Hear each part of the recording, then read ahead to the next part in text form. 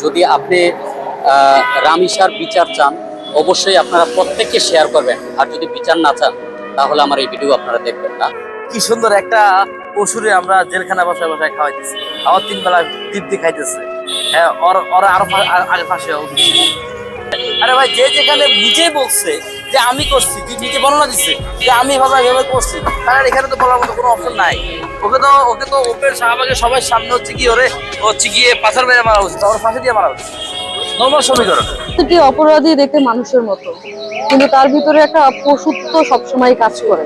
আমাদের চারপাশে এই ধরনের ঘটনা রামিসার মতো অরহ হয়। কিছু প্রকাশ পায়, কিছু প্রকাশ পায় না, এটা আমরা কিন্তু সবসময় জানি, দেখি। এখন আমার কথা, এই যে আজকে 4 দিন হয়ে গেছে, রামিসার যে দর্শনকারী সে এখনো জীবিত আছে, কিন্তু রামিসা কিন্তু জীবিত নাই। অর্থাৎ যে পাপ করছে, পাপী এখনো বেঁচে রয়েছে, কিন্তু নিষ্পাপ একটা বাচ্চা সে কিন্তু আর নেই, দুনিয়া থেকে চলে গেছে। তো আমরা মানুষ হিসাবে, জাতি হিসাবে কত